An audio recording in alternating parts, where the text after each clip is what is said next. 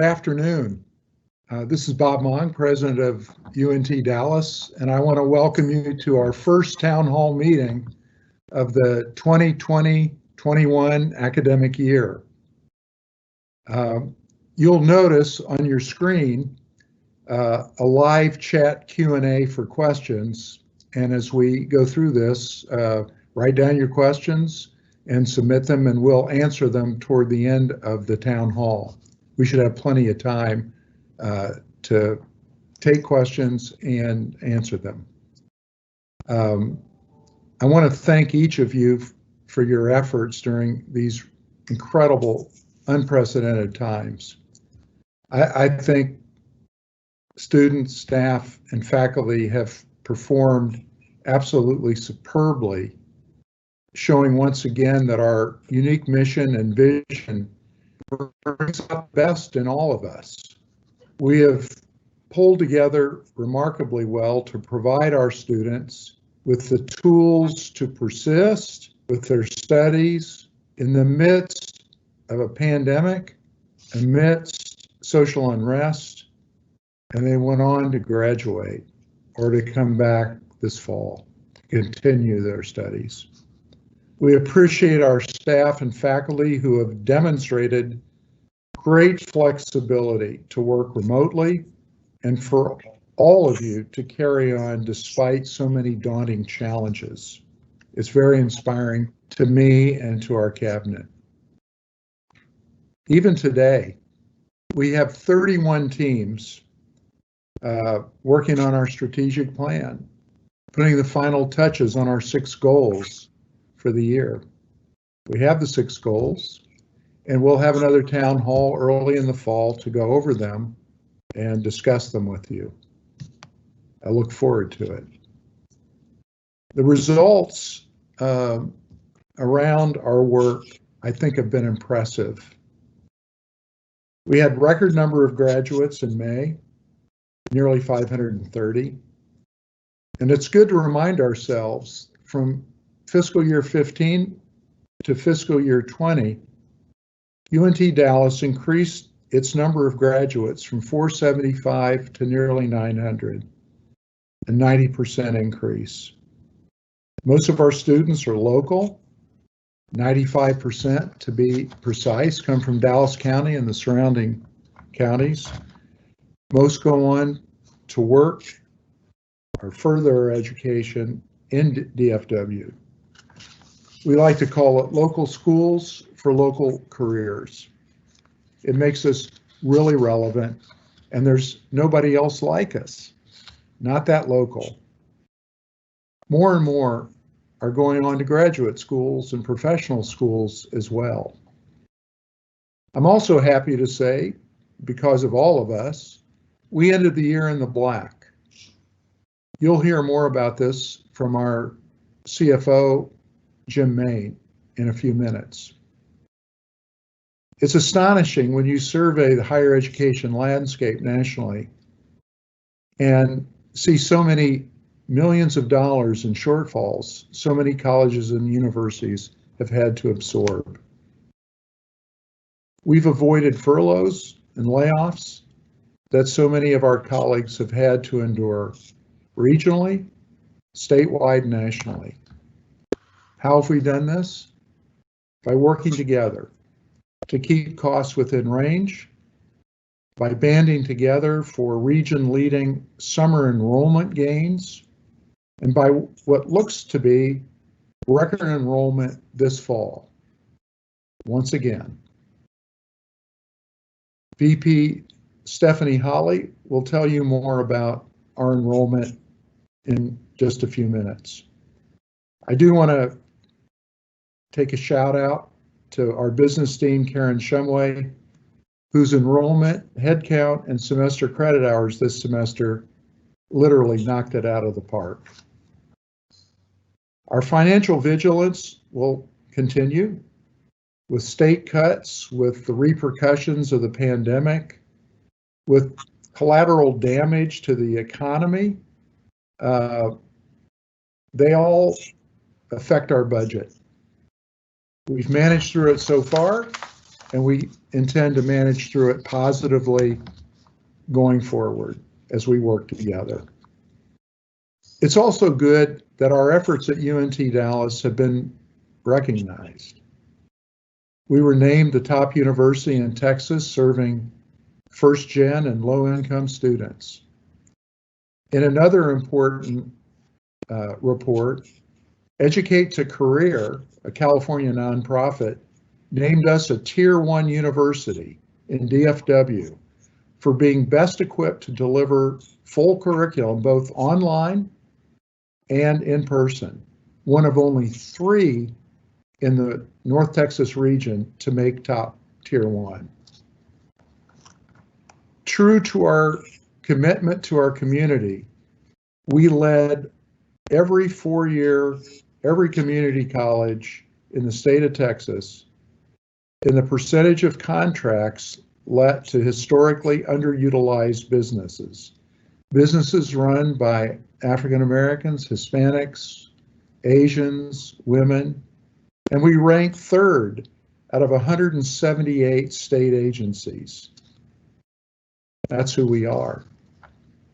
We served our community by hosting many disaster food distribution events over the summer and served thousands of neighborhood residents in partnership with the North Texas Food Bank and, in many cases, the Texas National Guard.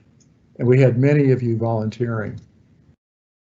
We also were the only Dallas County University or college on a small steering committee to create Dallas Thrives, maybe one of the most important collective impact efforts ever undertaken in Dallas County, sponsored by the Dallas Regional Chamber and the Commit Partnership.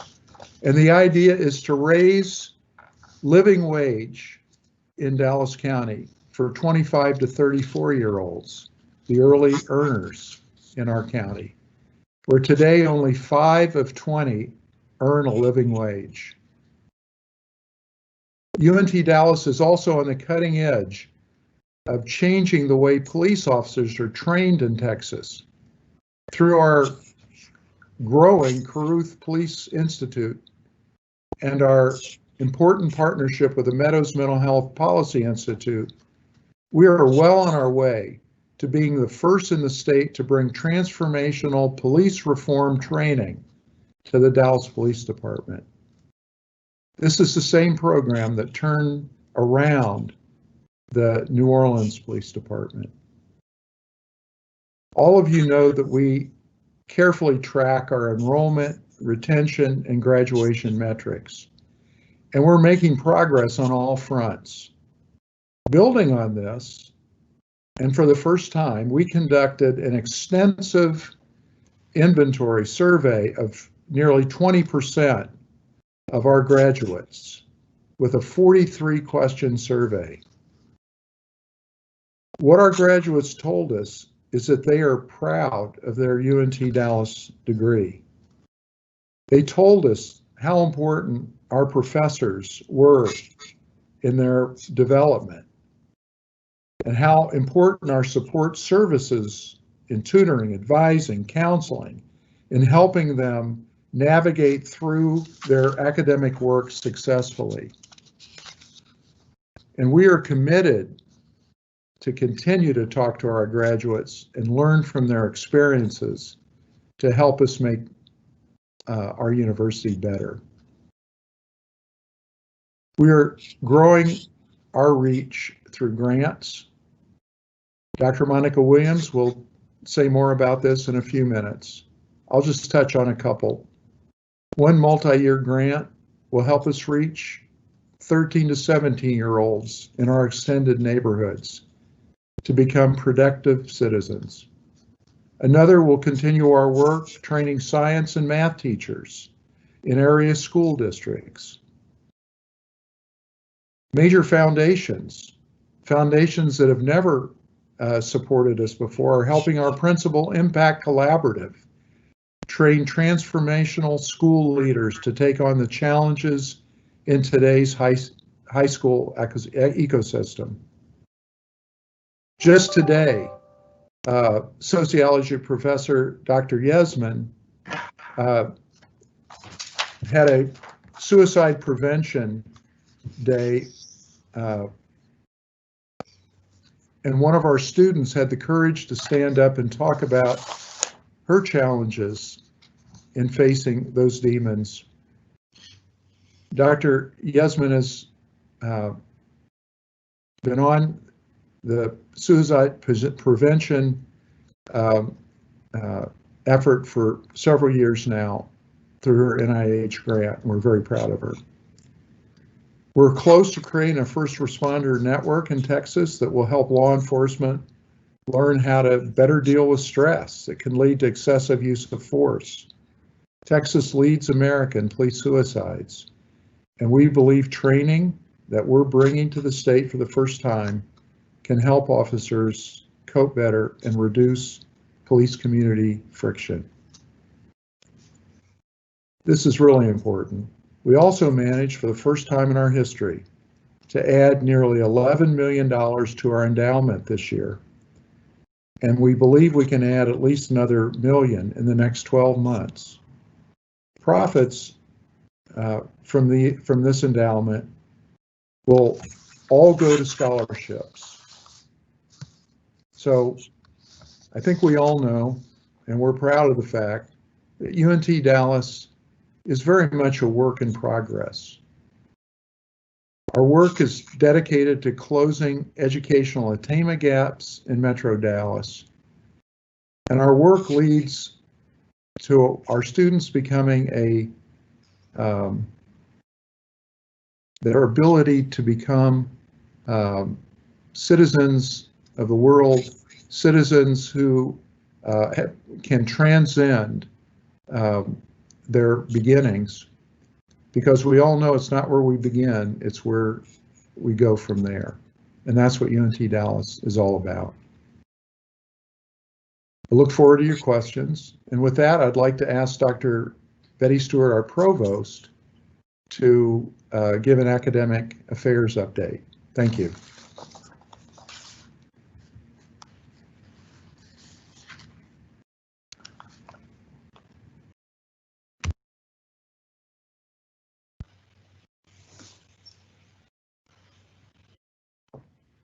Good afternoon, faculty, staff, students at UNT Dallas.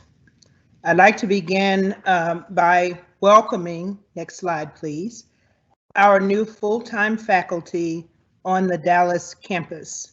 Dr. Randy Bell, Dr. Samuel Boré, Dr. Christopher DeClercq, Dr. Samarine Khan, Dr. Julie Southward, and Dr. Jonathan Villarreal. We're delighted to have you join us this year, and we look forward to you working with our students and supporting the mission of UNT Dallas. I'd also like to welcome our new staff in the area of academic affairs. Next slide, please. Dr. Kimberly Chandler, our new director for University Accreditation and Policy. Stephen Morales, Guadalupe Paramo, both from the Registrar's Office, Gustavo Gomez from the Learning Commons, and Derek Brown, our new director of the Community Youth Development Program. Next slide, please. And I'd like to extend special congratulations to our 2019-20 Faculty Senate Award winners in the areas of research, service, teaching, and a recognition of our adjunct teaching. Congratulations to Dr. Arxer, Dr. Upshaw, Mr. Tynes, and Dr. Singh for your outstanding work during the 2019-2020 academic year. Next slide. I'd like to take this opportunity to thank both the faculty and the deans for their outstanding work in transitioning to our virtual learning environment. This was new to all of us, and you all took on the challenge and did a great job helping our students progress in their degrees and progress toward graduation. And I'd also like to remind all of the faculty to please hold their synchronous office hours weekly to make sure that they connect with students and help our students to progress throughout these challenging times. I'd like to offer special thanks to the Office of Distance Learning and Instructional Technology for working with the faculty to transition to remote teaching. And I'd like to specifically our academic support areas for helping our students progress toward graduation. Special recognition to the work of Assistant Provost Dawn Rimmers, the Learning Commons, our library, experiential learning, the Registrar's Office, and our Office of Institutional Technology. Next slide. I'd like to just share a few highlights from the different schools to let you know what we've been up to and the things that we've accomplished, starting with our graduate school. The graduate school hosted a successful graduate school drive-through on August 13th, where graduate students were able to come to campus in their cars and pick up some swag items from UNT Dallas. I'm told that they have another one planned in October. We have some software opportunities that will help our students be successful in the graduate program. Doctoral Net will provide some professional development and some learning modules for our graduate students to assist them with their writing, in designing their research, and also with their wellness. This service will be free to all students in the graduate program. The graduate school is pleased to announce that they will be launching Laserfish, a new online platform that will help with graduate admissions review, and that will allow the graduate school and the graduate coordinators to communicate online with applicants to our graduate program to make the process more seamless as students are applying to our graduate program. And I'd also like to thank the graduate school for doing their check-ins with the students. One was held on September 9th for the new grad students, just to make sure that they're getting the support that they need. Another check-in is scheduled for September 16th for all graduate students. Next slide. Kudos to the School of Business for your record enrollment for fall 2020. If you ever get an opportunity to get back to campus and you go to the third floor of Founders Hall, you will see the new branding of the College of the School of Business on the third floor. It's very eloquent and very elegant and just beautiful. And the school is on target to bring 2 new master's degree options to UNT Dallas in fall 2021. The school will begin offering a master's in management, and with the hard work of Dr. Karen Shumway and Dr. John Hubbard, the school will offer a concentration in economic development in consultation with the University of Southern Mississippi. We're really proud of the work of the School of Business. Next slide. Again, we'd like to welcome Dr. Boré, Program Chair for the Counseling Program in the School of Human Services. He's already come in and started working and helping us to shore up our K-CREP accreditation, and we're just delighted to have him here. The school is also marketing a new certificate in college and career counseling. This will be very beneficial to our high school counselors and our community college counselors to help our undergraduate students think about college and career while they're in high school. And then I'd like to recognize the outstanding grant work by Dr. Constance Lacey from Texas Health Resources with her mental health first aid curriculum. They've also been approved by the National Council on Behavioral Health to provide the teen mental health first aid curriculum to high school students, and also plans to incorporate this curriculum into the Community Youth Development Program. Next slide. Congratulations in the School of Liberal Arts to 2 faculty who were new grant recipients. Dr. Stephen Archer in sociology, who's co-PI on a $1.4 million grant with the Veterans Administration, and Dr. William Garner, assistant professor and program coordinator of public health, who received 2 competitive grants this summer to work on some public health disparities. One is cancer and cancer-related health disparities, and another one is looking at tobacco and nicotine products in a randomized sample. We're very proud of the work of these 2 faculty. Next slide. Also within the School of Liberal Arts and Sciences, 3 new certificate programs are being offered this fall as a result of the work of Dr. Noreen Khan and Mr. Jared Tynes in the grant with El Centro College. These certificate programs were a result of the Urban Agriculture Program. Thank you for your hard work in these areas. And finally, the program in public leadership, the master's program in public leadership, is going to be offering a new concentration in emergency services administration. And this is in collaboration with our criminal justice program. This is a completely online option for first responders, and we're delighted for the work that has been done to bring this to fruition. Next slide. And in the School of Education, congratulations on the continued work in sponsored research and grantsmanship. 5 grants in the School of Education provided our undergraduate and graduate students over $400,000 for scholarships.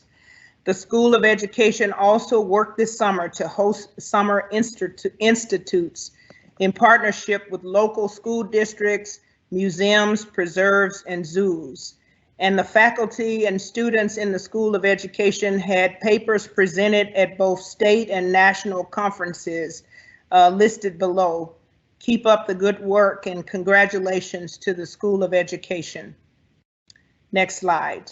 And I'd like to turn this back over to President Mung. Thank you.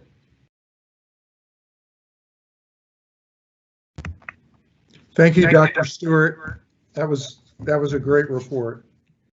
I know all of you are intensely interested in enrollment trends, and we continue to defy the national trends. And so I invite Stephanie Holly to tell you where we are as of today.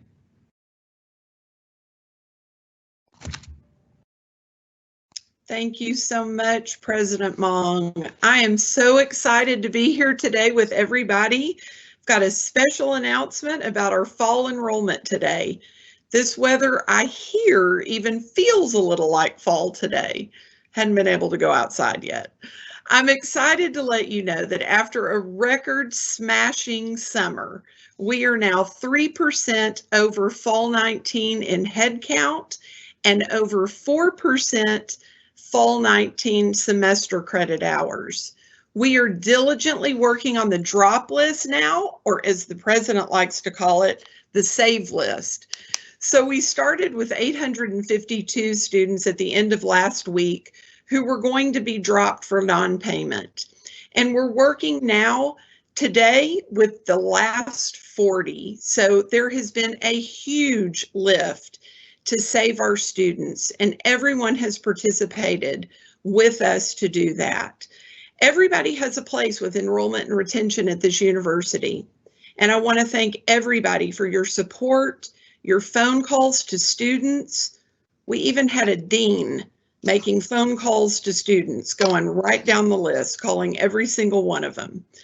Those of you that have surfaced problems to us, those of you who have recruited, who have rallied, and who have retained our students. I want to thank the provost office, the deans, the faculty for their leadership. And I want to thank the registrar's team for their hard work and support. The grad school has been diligently and tirelessly working to get and to keep their grad students. They've cleared their drop list, so everybody's been taken care of. The College of Law has been strong this entire time with enrollment and a great credit hour increase. And they've almost cleared their drop lists. They're down to their last student. So we know they're going to have success with that student and be down to 0. I want to thank the CFO's office. I'm going to miss him dearly. I want to thank his many departments, in particular, Student Business Services, for their support and answers to our many questions and the students' questions, and the police and facilities for getting us in and out to pick up documents safely for admission and financial aid. I especially want to thank the departments in my division. Undergraduate admissions led by Luis Franco. Financial aid and scholarships led by Garrett Hildebrand. Academic advising and student success led by Ryan Wilhite. Student solutions led by Joanne Chapin. And student affairs led by Dr. Jamaica Chappell. And to our dear friends, I offer warm appreciation for the work of Dr. Sabrina Hodge, overseeing the Trailblazer Elite, and Elizabeth Cheek, overseeing our early college high school partnership with Sunset and Lincoln, representing just over 100 of our first-time freshman numbers. You all have gone above and beyond for our students, for this university, and for each other. I could not ask for a better team, and I'm so proud of you. Last but not least, I want to thank the President and the Cabinet for your support, your guidance, and your encouragement. Thank you so much for this opportunity to share with you all. President Mong. Thank you, Stephanie. No, we're really proud of those numbers and all the hard work. In fact, I felt like a recruiter myself a lot of the summer, so my heart was with you. So, all right. Before I ask Jim Main to talk, I just want to, you heard Stephanie say we're going to dearly miss him, and we will. For those of you who don't know, Jim is retiring. We have just named a new CFO, and Jim will retire after probably half a century in higher education. And you know, you always like to see people leave a place better than they found it. And I have to say, that's how I feel about Jim. He's just been a great colleague, a straight shooter. And you know, one thing you want from a CFO is you want a yes or a no. Mainly you want a yes, but you'll take a no. What you don't want from a CFO is maybe. And let me just say, you don't get many maybes from Jim Main. So he's just been a great colleague. He is truly a student first administrator, and I will miss him terribly. And at our next town hall, I'll introduce you to our new CFO. I think you'll like him. But Jim, it's all yours. The floor is yours. Very well. Thank you, Bob. Appreciate that. Good afternoon, everyone. I am the CFO currently, and I'm going to show you some numbers today. If I go too fast, these numbers are posted in the Office of Budget and available to purview online. So next slide, Mike. This is a picture of our finances on the revenue side over the last 5 years, from fiscal year 17 through fiscal year 21. It's a 42% growth in our revenue over that period of time. A lot of it attributed to enrollment and student credit hours. That's what the state appropriation number pays us for. So next slide, Mike. This is a breakdown of our revenue as it comes to the university. The budget for this fiscal year 21, $76.1 million. As you can see that the two pie sections on the left, tuition and fees and state appropriations make up 72% of our revenue. And sometimes it's a little higher, but we've added more money into the grants and contracts area, which is wonderful to expand that area. Our net tuition and fees is pretty flat for this FY21 compared to FY20. We're pretty much operating in the same. We had no tuition increase except for a small one at the College of Law for the first year law students. Our state appropriation, we're experiencing a 5% reduction from the state of Texas for the biennium, about $1.5 million to reduce over the next fiscal year. We hope to be able to accomplish that with the CARES Act money that we have received, which is part of why grants and contracts has grown by at least CARES Act money, $3.5 million. Our HEAF is going to increase this coming year by $1.2 million, and our other revenues are where we have taken some losses in our auxiliary operations due to the residence hall closing in mid-March, and we haven't had any parking revenue since then, and we don't have any at this point. Next slide, Mike. This is a picture now of our expenses over that same 5-year period. And as our revenue was 42% growth, our expense was only 37%. And that's good. The majority of that growth is people, salaries and benefits. We are a labor-intensive operation, and that's what we spend our money on, our faculty and our staff to serve our students. Next slide, Mike. And here's another pie that explains the budget highlights for our expenses. Again, we spend $1 million. We have a balanced budget for FY21. And you can see that payroll's the largest percentage, 47% there. Again, it's a lot of people. And we have scholarships and exemptions as part of that, our maintenance and operations to actually run and operate our facilities in the university. And then our net transfers, where we transfer money to the system office as part of the annual assessment. The only increase in any of our fees this year was in advising, again, to help our students as our enrollment has grown. I mentioned the CARES Act money that will come in that will help us balance our budget with that 5% revenue reduction. And other than that, our operating budget is flat from fiscal year 20 to fiscal 21. Next slide, Mike. This is a slide that breaks it down by the major divisions of the university. This is one where you can see that 74%, almost 3/4 of our money is spent on academic affairs and student success. Again, that's faculty for instructional purposes, teaching our students, and student success, access and success that provides support for our students. And I'm very proud of that 75% because that's where our money ought to be going. And those folks do a wonderful job.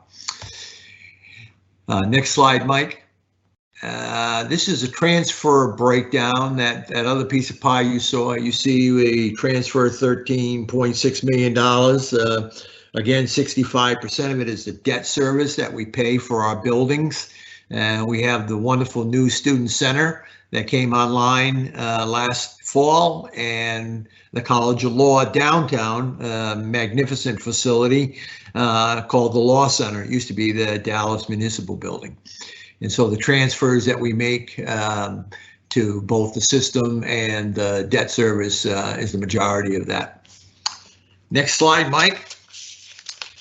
This is our budget for FY21. As you can see, the revenues and the expenditures are identical, which means we have a balanced budget. That's our intent, to go through the year that way.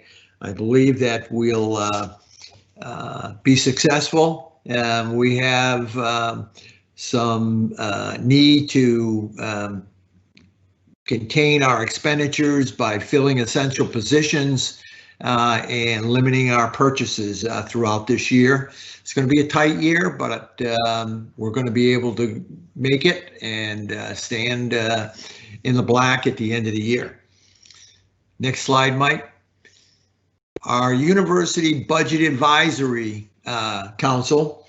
Unfortunately, the council has had a very difficult time. They first, dealing with spring of 2019, they began to make recommendations for the fiscal year 20.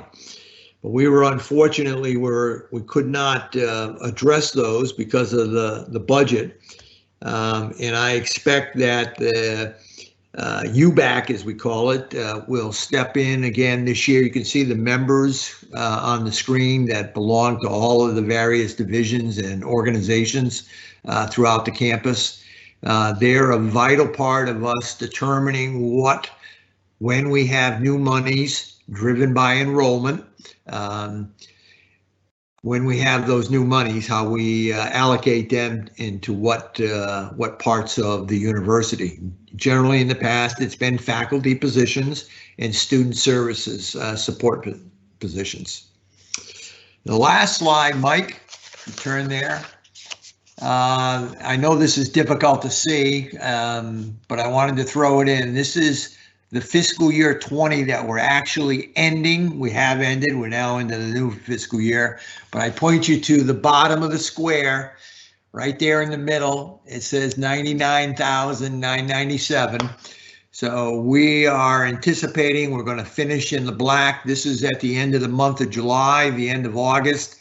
All of the, because it's the end of the fiscal year, there'll be a long turnaround time for all the numbers to crunch out for the end of the fiscal year. But we are in the black from last year, and that's a good sign. We've accomplished an awful lot of good things in the last year, and I'm thankful to everybody for being helpful, the good teammates, good partners in managing the finances. Welcome any questions. Thank you very much. Back to you, Bob. Thanks for that comprehensive financial report. And anybody who wants more, he's got it. So just ask him. All right. Next up is our Vice President for Advancement, Marketing and Communications, Dr. Monica Williams, who works very closely with me on all sorts of important topics and issues on campus and in the community. Dr. Williams? Thank you, President Mong. Greetings, everyone. This has been a tough year for us with the loss of colleagues, students, and their family members, and our own personal losses, and then adjusting to this new way of life. I'll bet none of us could have been prepared to homeschool our children or grandchildren. I was quickly reminded that I hadn't raised a kid in 35 years when my granddaughter started showing up every other week during the pandemic for me to give her kindergarten education. And I realized then that it was the reason I'd only had one kid and never wanted another one. I did it so well the first time. It gave a whole new meaning to me being grand lady. And so I'm sure each of you have your stories that you can relate to. And I just want to say that you all have been, you and your families have been in my daily meditations as we continue to make these adjustments. In spite of the disruption that the pandemic has caused, the Division of University Advancement has made some really good strides in academic year 19 and 20. You've heard from President Mong and Dr. Stewart about some of our successes with grants, but I want to highlight just a few others that have been really interesting to get through during this time. we were invited to submit a proposal to the Texas Department of Protective and Regulatory Services for a community youth development grant.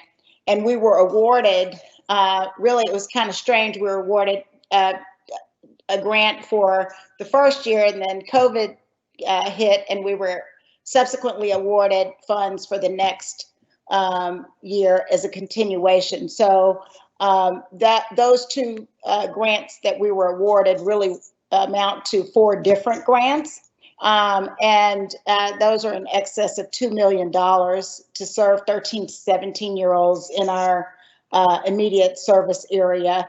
And they will complement the work that Dr. Lacey and Mr. Douglas is doing with Upward Bound. And so I just really want to thank Dr. Lacey, Mr. Douglas, and Alicia for their commitment to this project and their hard work. It's truly been a labor of love, like it has been every day. It's something. But we're pressing forward, and thanks to the cabinet for their support on that. The Principal Impact Collaborative was also awarded several grants, including $50,000 from CFT, $80,000 from Rainwater, and those are extraordinary grants. They've received other grants as well during the last academic year, but those are really pretty significant grants that Alejandra and her team worked really hard to get. And the U.S. Department of Education has awarded more than $3 million of CARES Act funding, which Jim mentioned earlier. And we were also awarded over $200,000 for MSIs for the CARES Act funding. If you go on to the next slide.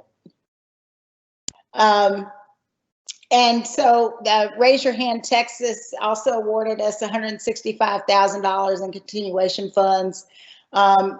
We also were awarded a continuation grant for Wipro. So congratulations to Dr. Narayan for securing that, again, that repeat funding, which we were not anticipating.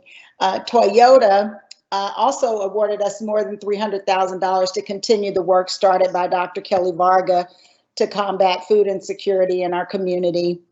And earlier this week, we received $600,000 from the Communities Foundation of Texas to support the work, continue supporting the work CPI. And President Mong worked really hard to get this partnership with the Meadows Mental Health Policy Institute and CPI. And I've gotten to be pretty close to that work. And I look forward to all the great things that are going to materialize from that grant. Next slide.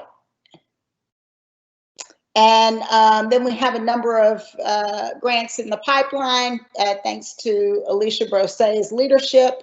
For the first time in 10 years, Derek Morgan led an initiative to survey our alumni, and we were blown away by the participation and feedback. We plan to increase our alumni engagement over the next year, so more to come with that. And we have some great programs on the horizon, thanks to the efforts of Cynthia Perez. We have been talking about SparkPoint and 826. I know you've heard those two buzzwords many times, but they are now in plain sight, which is really going to be a lot of fun.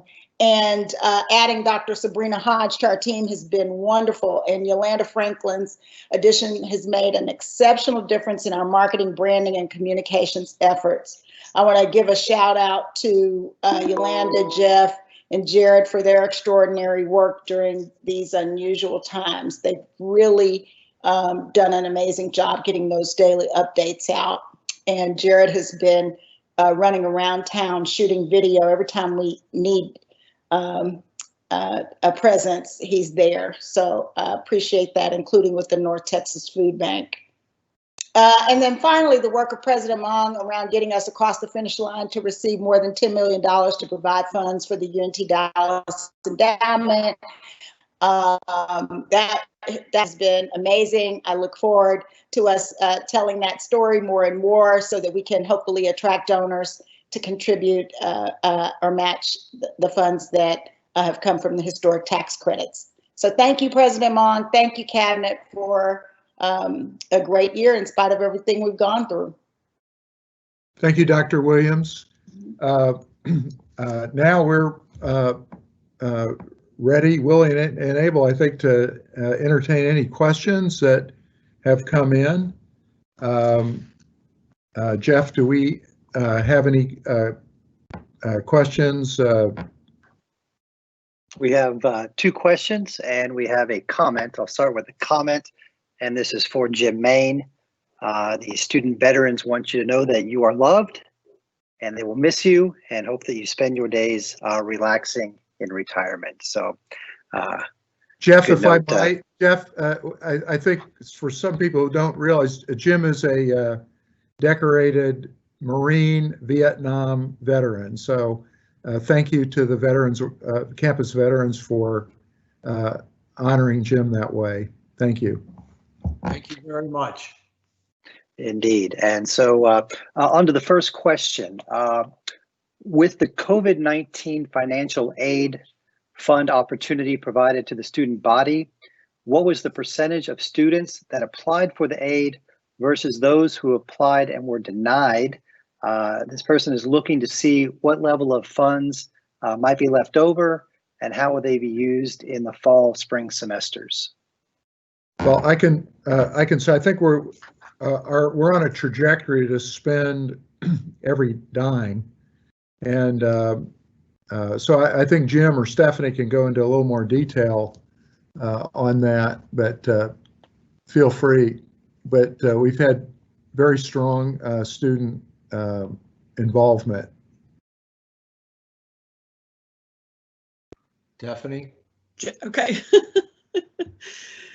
Okay, I don't have the exact percentages right now with me, but I can certainly get those back in the chat as soon as I can get those numbers for you.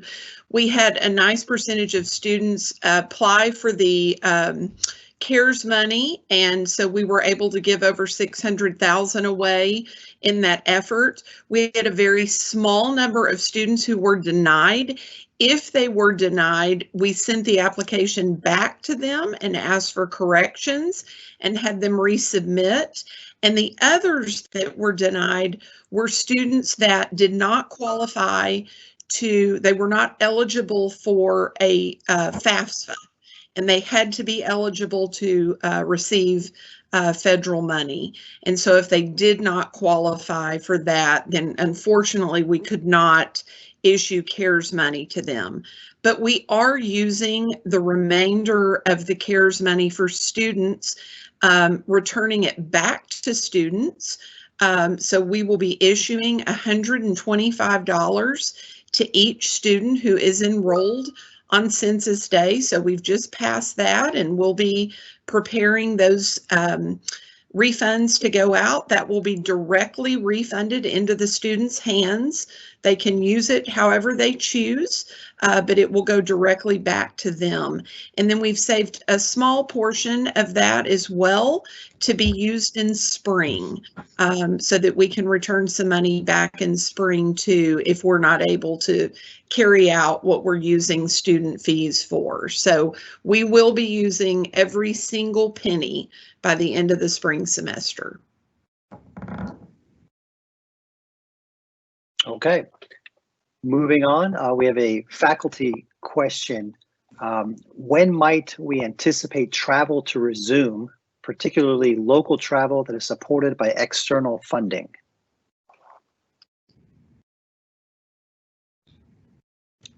Betty, you want to take that? I don't have the answer. Okay. Well, I'll say this, we'll take it up at the cabinet, and we'd love to hear any thoughts from the Faculty Senate on that issue. I think when we get back to more in-class training, that'll trigger this. And of course, I think it's the kind of the elephant in the room. What are we going to do for the spring? And the answer is we don't know yet. We're still reading and reacting. The trends have mostly been positive as far as downturn in COVID cases in Dallas County and surrounding counties. But while we have gone from red to orange, I'd like to see at least a month of decline, and we're not there yet. But and we would sort of welcome any insights, thoughts. The way we did it we released our report in July 1st, on what we were going to do for the fall, and I think we hit it right. But it was a product of full participation on a committee led by Dr. Stewart.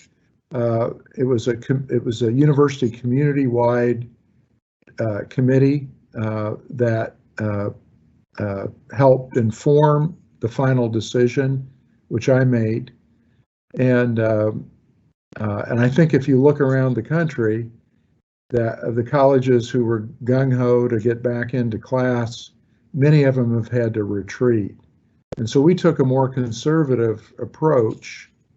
And this fall, I think we've had about seven or eight cases of positives. So I think we were right, given the fact that we're in the midst of the hardest hit zip codes in North Texas to our immediate east, north, northwest, and southwest. So I hope to be in a position with a lot of input from all of you by mid-October to see if we can make a decision by then. I want to give everybody, faculty particularly, plenty of running room for the spring, and the more guidance, the better. So that's kind of where we are. I would add, Bob, that this is a system-wide ban, and we'll want to do this uniformly across the 3 campuses and the system office when we discuss how we're going to relinquish the ban on travel. That's true. Thank you, Jim. Okay, yeah, there are several questions on really what you were just discussing on decisions and how they'll be made for spring 2021 semester, whether online or back on campus. So we've hit that. Several questions also on our new intercollegiate athletics program. Just a general update on where that stands. Well, we Coach Howard, our men's basketball coach, Coach Belcher, our women's basketball coach, and Coach just blanking. Kenneth Royal, our track coach and cross country coach, have done a good job recruiting. So we're in a position to play. We've practiced. We have had a few positive COVID cases, and so they haven't practiced for a while. So we're again taking a conservative approach. We have a light schedule in cross country this fall. That would be our first sport, but most of the meets so far have been canceled. So we'll monitor that. We have a light fall basketball schedule, men's and women's, and then hope to gear it up in the spring. We are an associate member of NEIA, so we can't compete for any championships this year. We're just kind of getting into the rhythm of intercollegiate athletics. We do have Derek Morgan is heading our athletics committee, which is represented by faculty, staff, and students, and he's doing a great job there. But we're off and running. Pandemic has complicated the introduction of athletics tremendously, as you might guess. But we're starting, and we're hopeful about the opportunity that's going to give to a lot of students. We're seeing students from high schools around us, which is good to see. We're also seeing interest in our programs from some more distant places that we hadn't really anticipated. But I think so far so good. Okay, we have a financial aid question. A couple of these have been submitted. For those who are still waiting on financial aid at this time, is there an expected date of when they should receive financial aid? President Mom, would you like me to take that? Yeah, please. Sure. So for everybody who is still waiting on financial aid, just know that we are processing as fast as our little fingers can go. That team has a mighty, mighty job and many of you to serve. So if you have turned into your documents, or if you need to turn in your documents, please do so that we can get you in line and keep working on your financial aid. It is our goal to have those processed as quickly as possible. But for those of you all selected for verification, that process does take a little longer. So just for you all to know, make sure to check your student portal, see what is in your to-do list there, make sure that we have those documents, send those to us, scan them in. And you can always check in with Student Solutions on the chat box on the front page of the website, or at studentsolutions@untdallas.edu, and they can give you a quick update and kind of let you know where you are in the process. So just hang in there with us. Know that if we just got your FAFSA and we just got your documents in, it's going to take a minute, but we're going to work through every single one of you because that's our goal. Our goal is to get you paid and to take care of your financial aid. So just keep doing what you're doing and interact with us, and we will do the same. Stephanie, I think it's fair to say that verification, that's not our decision. That's a decision by the Department of Education, and it's random. It's no reflection on the student seeking the financial aid. It's just a random selection process. It is. And and the numbers have kind of increased in the last couple of years. So they have. But that's, you know, I don't like to make excuses, but that's not us. That's outside of our control, and we have to follow up on it. That's right. Stephanie, while you're in the batter's box, maybe this one's coming down to you as well. Any financial assistance options on behalf of the university available for students who are not FAFSA eligible? So we do offer the TASFA, which is the application available to students who who are not eligible for the FAFSA, and we can help the student with that process. Right now, that is a paper form, but we're taking that by PDF scanned in, as we're not exchanging paper right now, and hopefully we never will exchange paper again. That's a good thing. So if a student does not qualify for the FAFSA, they should look into the TASFA, and we can help them with that process as well. And then just if they've not qualified for a scholarship, upon entry, please look for external scholarships. There are many out there that you can apply to. We can assist you with those. We have a page on our website. It's called External Scholarships, and there are links to many resources there. So check that out and please use those. And, you know, you never know. I think it surprises people when they do put the time and effort in to apply for those. You know, they actually receive some of them. So look into those and see if you qualify and submit those as well.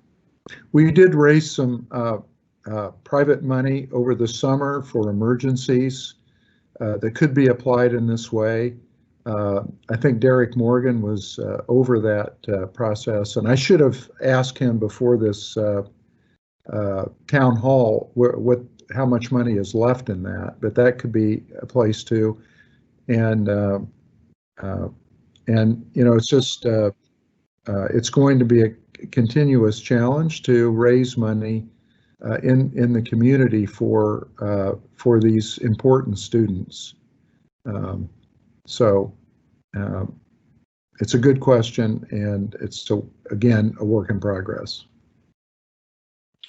Okay, and a couple of questions here again that may not have certain answers. You know, these answers of certainty right now, but graduation in the fall.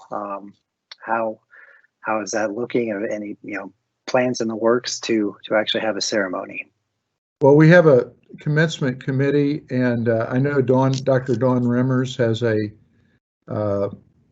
plan for, and maybe Dr. Stewart or Stephanie could talk about it, on more of a virtual commencement, as we did in May.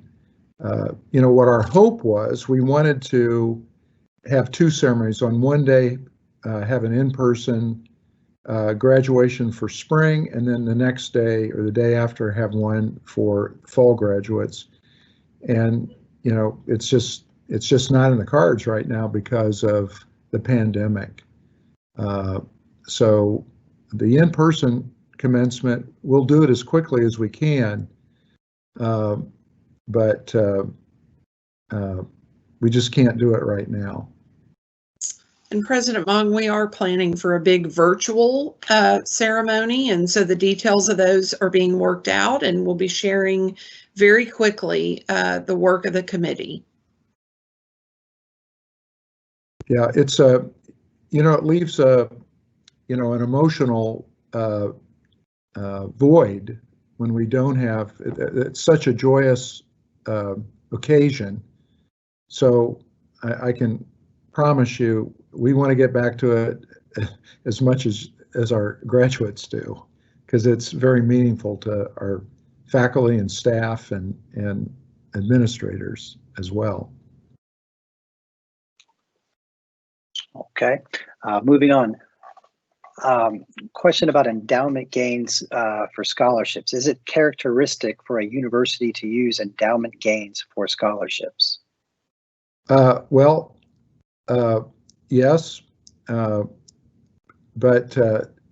you don't want to take money out of the corporate. What you want to do is grow your endowment, and that growth, you draw all the scholarships from the growth, because you don't want to go into, you know, it's like a savings account. You know, if you have $20,000 in your savings account, you want it to grow and not take anything out of it until it starts to grow, unless you have to, emergency. So we're just grateful that we were able to add almost $11 million to our endowment so that we can even be having this conversation. But the only thing we're going to spend that money on is scholarships. And just keep it simple. It's our most important expenditure as far as I'm concerned. And that's what we're using it for. Okay, quick one back on athletics. Where will home basketball games be played? And I think that's, if I can go ahead and answer, Oak Cliff Bible Fellowship, is that been secured? Yes, the contract's signed, and it'll be in the main gym there, which is a very nice gym.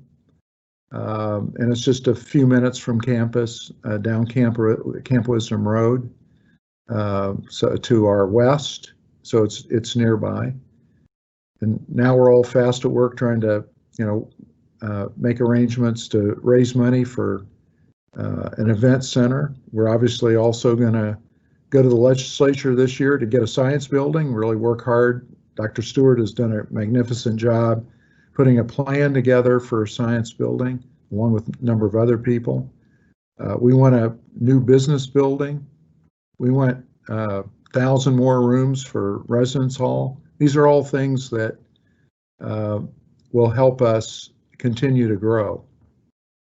In the meantime, we do have space set aside at Gillum High School in the evenings and at Cedar Valley College, if need be, to handle excess classes and growth until we get permanent facilities on campus. We've also made a lot of progress this summer under Jim Main's direction. We've added 100 parking spaces over by Student Center. We're putting in 2 new roads, almost done. A second road to our south and west, which will help relieve entrance and exits during peak class times. And we've added a road to the north, a new north entrance leading off our residence hall right onto Camp Wisdom Road. So we've done a lot of work on the roof this year and some other infrastructure things that needed to be done. So we've tried to take advantage of the time off to get a lot of that work done. I think the campus looks very good right now. Okay, do we have time for a few more? Yeah, I do. All right, well, here's a fun one for you. With enrollment being up, will there be merit pay this year? And what is the plan to provide for increased cost of living and reward staff? Well, I think we don't plan for a merit increase this year.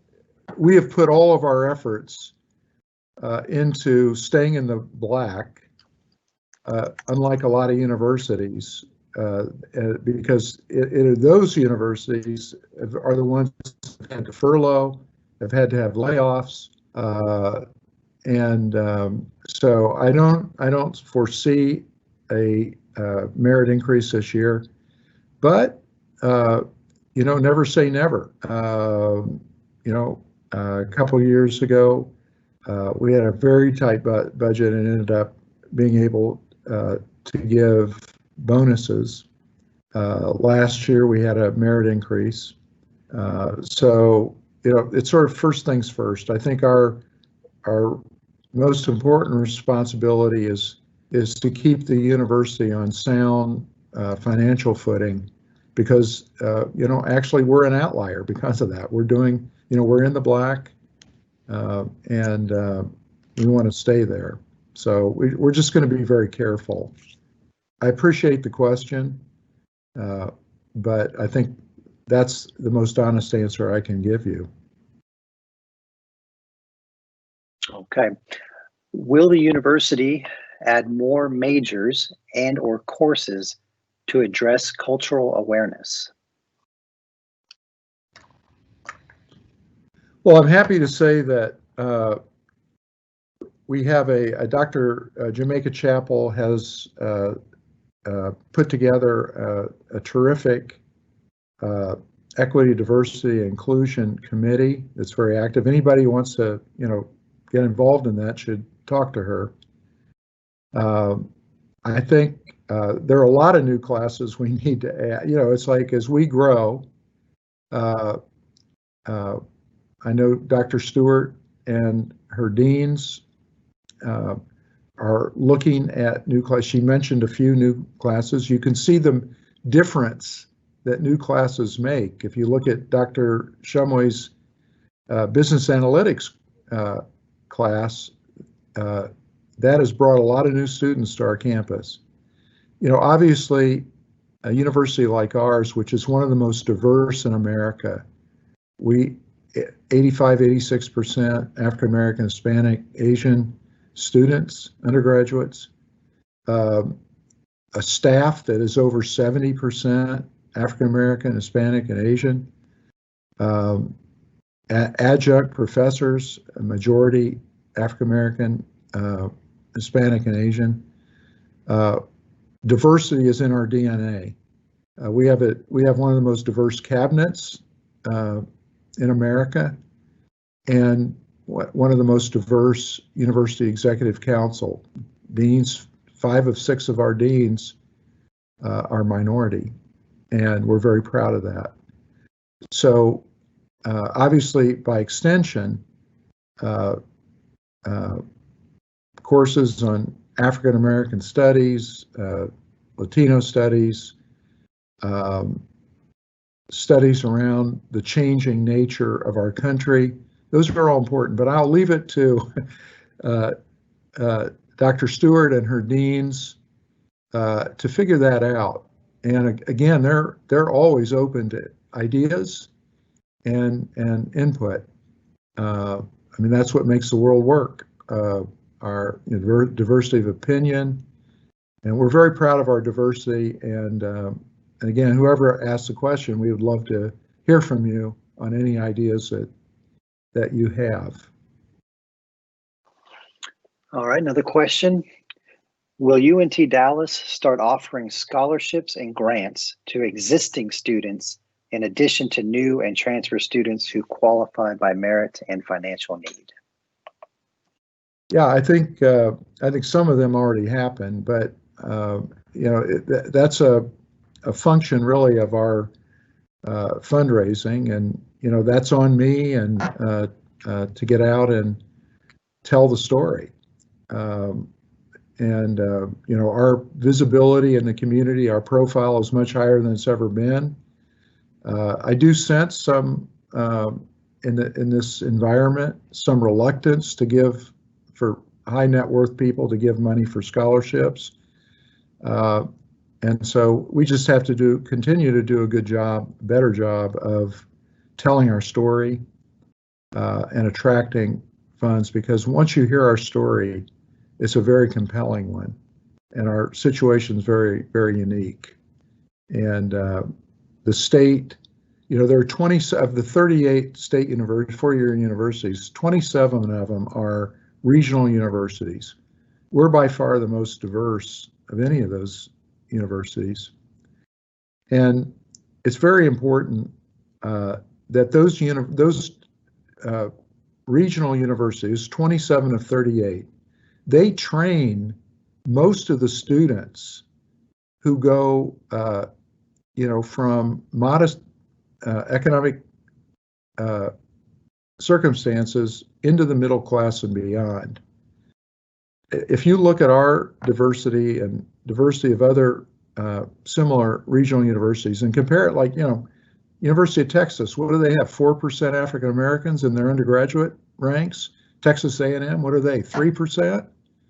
Come on. I mean, it's it's the regional universities in a state that is, if you're 17, 70% of you are Hispanic, African American, or Asian. We're the most diverse state in America for young people. 60% if you're 24 or younger. And we have to keep telling that story. That is, we are training the new leaders of this state. Demographics don't lie. 10 years from now, those 17-year-olds will be 27, and 70% of them will be Hispanic, African American, or Asian. It's not going to change. And so you play that out. That's what the new Texas is going to look like. And they are going to be leading this state. And so anything we can do, to provide opportunity. And that's why when you ask, why do we get involved with early college high schools when no other four-year does in the Dallas area? Why were we the first one to sign up for the Dallas County Promise to provide free community college education? It's because that's the community that's going to lead the state in the future. So why is Dr. Stewart and Nakia Douglas and Dr. Lacey working on community youth development, those 13 to 17-year-olds? Why are we doing Upward Bound? It's because we don't want those students to get lost. So it's a really important question. And we feel like we're at the center. Why was UNT Dallas the only four-year university invited by the chamber and the Commit Partnership to talk about how we can increase the living wage, when only 5 of 20, 25 to 34-year-olds now make a living wage? This has to change. I mean, we have to provide as a society more opportunity so people can live a more prosperous and meaningful life. And that's really what we're about. That's at the heart of what UNT Dallas is all about.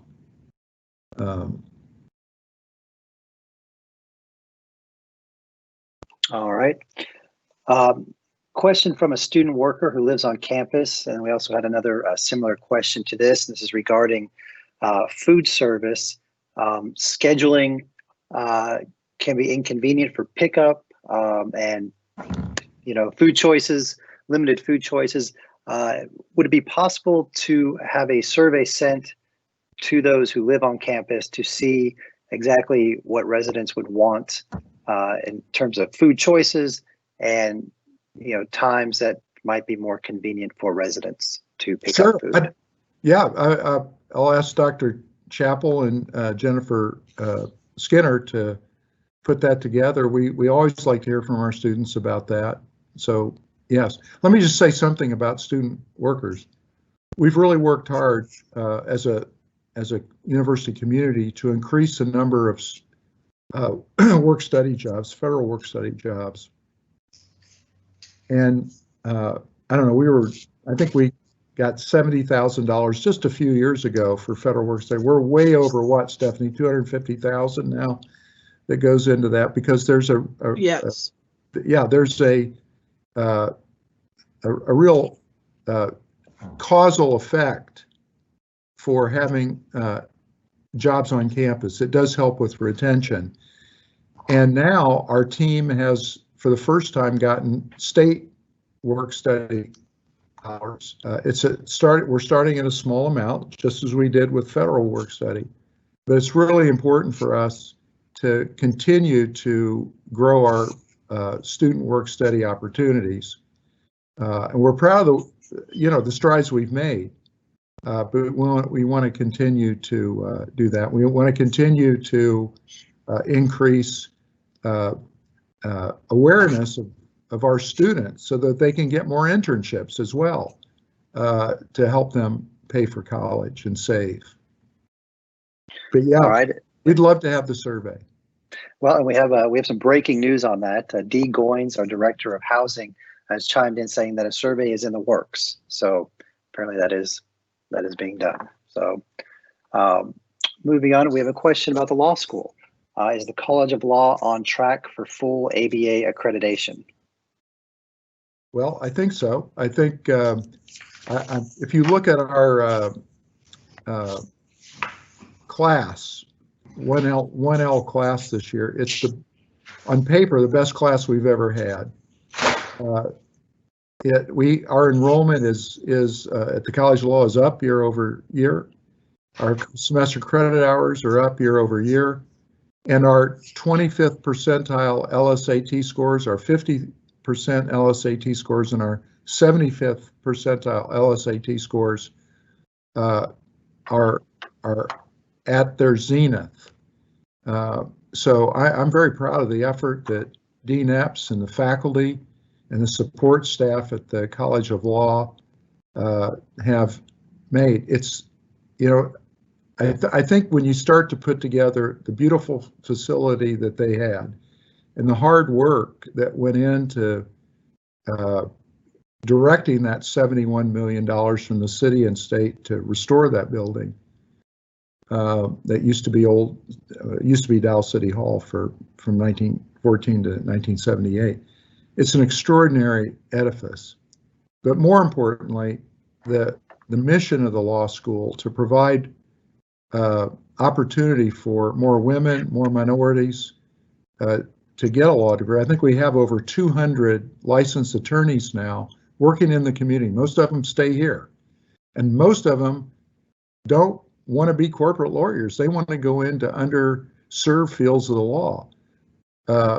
So I think the ABA, which is our accreditor, American Bar Association, they're very direct with us. We know what we have to do to get permanent accreditation, and I believe on almost every front we're meeting their expectations. This is tough. It's been tough. It was tough getting uh, preliminary accreditation, and it's going to be tough to get permanent accreditation. But I feel like, sort of like making sausage. It's not always pretty to look at it, but I think when it's finally done, it's very good. And I think our mission is so significant, and the students that we're attracting are getting better and better. So I'm very hopeful. I don't know if Dr. Stewart wants to add anything to that. The DNAPS reports to Dr. Stewart. They have a great relationship. And anything you'd want to add to what I said, Dr. Stewart? I believe we're on track to attain full accreditation. Thank you. Okay. She's more succinct than I am, so. Moving on, we have a question about DACA resources. Is there a possibility for UNT Dallas to establish a DREAMER, a DACA resource and support center? Other area universities have one or recently established one. Yeah, it's, again, as a young university and a diverse university, I think it's our obligation and our desire to support DACA students in every way. We do have a committee, and I'll rely very heavily on the advice of the committee. But yeah, I mean, I think we have tremendous community support for our mission, and we're providing a lot of opportunity for students, and they're very ambitious, as they should be. So it's a big deal for us, and I guess the answer is yes. But I think I know our DACA committee is working on these issues, and we'll report it out to the cabinet. Okay. Let's move on to this question here regarding Hispanic serving institutions. Is UNT Dallas receiving these funds? And if not, what can be done to seek this funding for designated HSIs? Yeah, no, we're not only an HSI, we're an MSI. Again, if you look at our blended diversity for undergraduates, I think only the CUNY University, City University in New York, there are 3 or 4 that have more blended diversity than we do in the whole country. We're certainly the most blendedly diverse campus in Texas. The only one close to us is UH downtown. So, it's a big deal to us, and we received, I think, about $220,000 of CARES money for our being MSI, and so I think it's important that we seek every dollar we can get because of our unique status. It certainly is one of the reasons Dr. Williams and her team have been so successful in raising grant money is because of our diversity.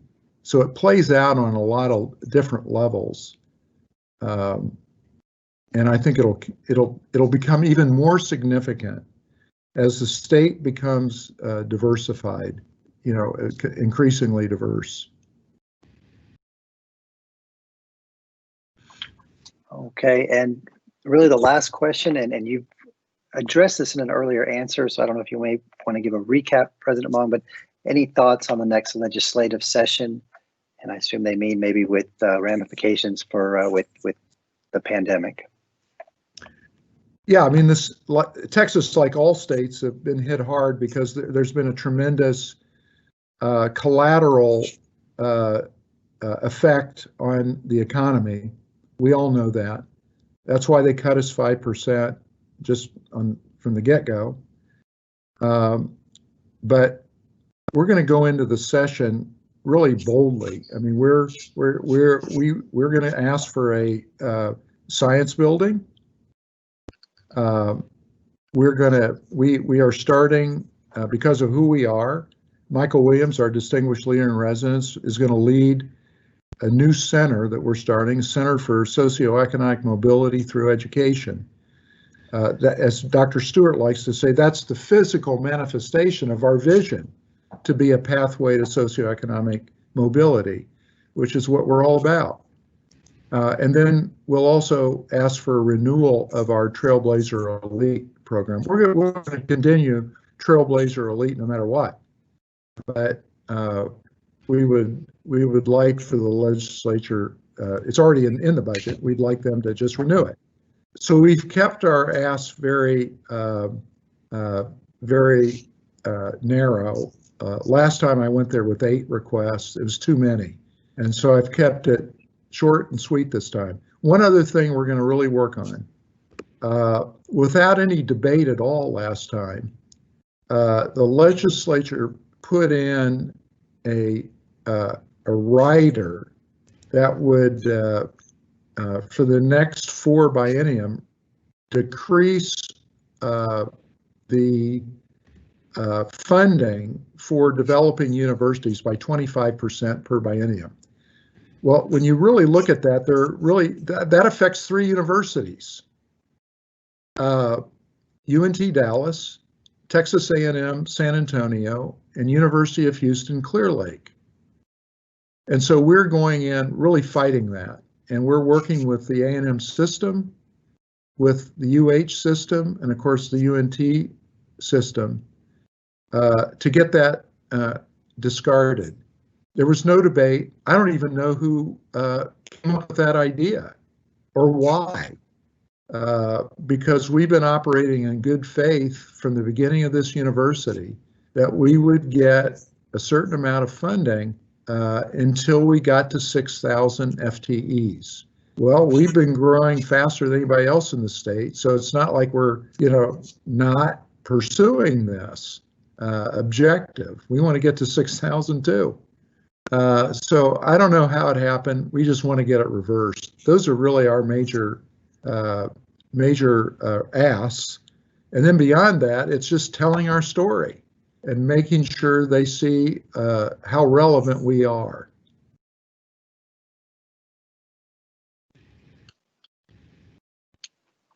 All right. Well, that was a pretty solid flow of questions that came in, and I think we have reached the end. Thank you very much for submitting questions. Well, thank you, Jeff, and thanks to everybody for joining us today. And we'll have some more town halls this fall, and then in the spring. I'll have one around our strategic planning, so I can go into great detail about that and the great work of the 31 teams who have been working on it. And then, of course, we'll continue our recognition town halls, honoring students, faculty, staff, alumni, and community supporters. So you can look forward to that this fall. And I want to thank everybody for their questions. They were all really good questions, really important questions. And appreciate Dr. Stewart, Stephanie Holly, Jim Main, Dr. Williams, for your participation today, and for our IT department for organizing this. They did a great job. And thanks for all of you who participated. And I guess with that, we're done today. Thank you. Take care.